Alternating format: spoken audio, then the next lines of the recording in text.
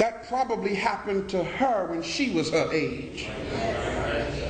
That's the program, family.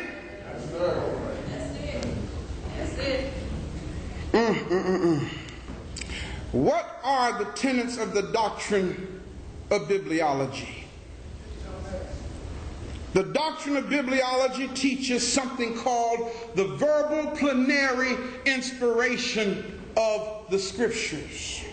Now, some deep stuff, because before I begin to even show you the ancient Kemetic sources of the Bible, I have to first de-educate you or deprogram you or delete the indoctrination. Y'all follow what I'm saying? Because if I don't do that, I'll show you the ancient Kemetic sources and your blinded mind will say something dumb like the Lord knew that one day we would need evidence of this truth, so He gave us the Bible. You'd be surprised the explanations I hear from people who need to hold on to what they've been taught. And listen, I'm trying to be sensitive. If what I'm saying today is like a ice pick in your chest, I don't mean to hurt you. But surgery hurts. Y'all hear what I'm saying? Whenever the truth comes along and you've been believing a lie, it's painful. Can I get an outshay from a witness? It hurts, man. Thank you, brother. This is the per-unk. That's right. What do we mean by the verbal plenary inspiration of the scriptures? This means, and this is what we were taught. Now, those of you who went to Sunday school any period of time, you didn't have to go to Bible college for what I'm talking about. If you just went to Sunday school, you were taught what I'm getting ready to tell you right now. We were taught, and I notice I said we, and not only was I taught it, I taught it.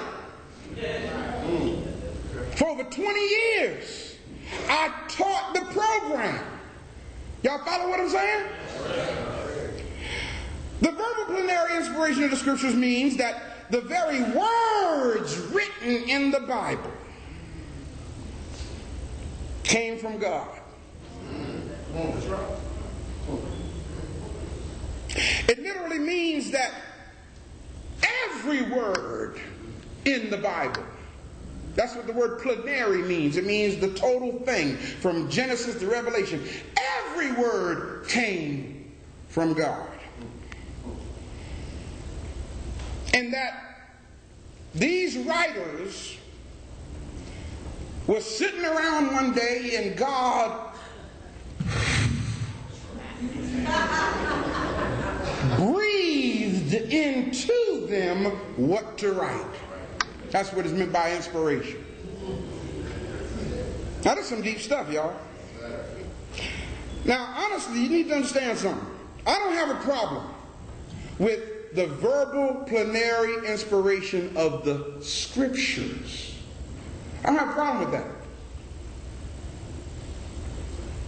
that. As long as you don't confuse the scriptures with the Bible.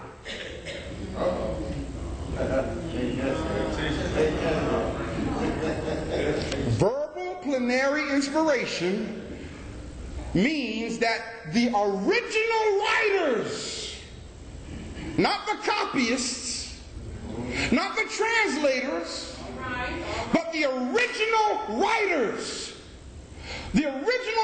of the scriptures were moved by the Almighty as to what to write. I ain't got no problem with that. Y'all following what I'm saying? But that was the Medjugorje, not the Bible. Got to follow what I'm saying here now. In other words, the ancient writers from Africa. When the Almighty, when the Spirit of God moved upon their heart and mind to write, that was the verbal plenary inspiration of the Scriptures. Come on, God. Come on, man. You see how they stole the idea and want to misapply it? That's called the Medunetta, or the Word of God. Now, you're not going to understand how this works. The word medu means words. The word netta means God. So when you say the Medunetta, what you're saying is the word or the words of God, or the words of the gods. That's what Medunetta means. It means the word of God. But the Europeans took what was in Kemet and misappropriately applied it to the Bible. So you got to understand, when the Europeans went into Africa, they saw the Word of God. Yes. They saw the words of the gods. They saw it and they called it hieroglyphics. Yes. Two words, a compound word, hiero, which means sacred. Glyphs means carvings. So they didn't know to say the Medunetta, so they called it the hieroglyphics. What's really deep is many of you look at television and you see the sacred writing of our ancient ancestors, and you got the unmitigated audacity to say, "Ooh, I'm so glad that Jesus came to deliver us from that stuff." Jesus didn't come, the white man came. The European invaded Africa. Take my word for it, I ain't making it up. Alexander the Greek invaded Africa in 332 BCE. And when his scholars saw this great writing, they knew it was spiritual. They knew it was sacred. So they took scribes and said, "Tell us what this means." And the Africans back then were bold enough to say, "No, for this ain't for you." So what did they do? They started cutting their heads off. And they ran into a bunch of sellout Africans who said, "We'll tell you what it means. We'll tell you what it means."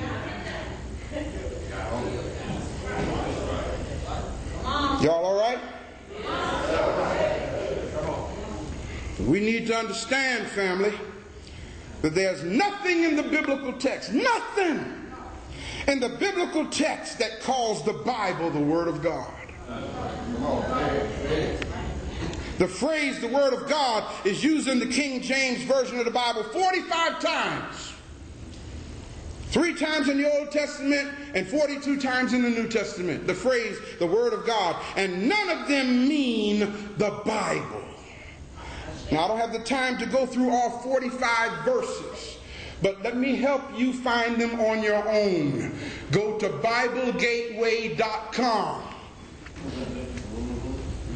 You ain't got to go out and buy all these Bibles. You don't need to go buy it. You see, it's all right. Just go to BibleGateway.com and then click on Passage Search. Right. I'm sorry, keyword search.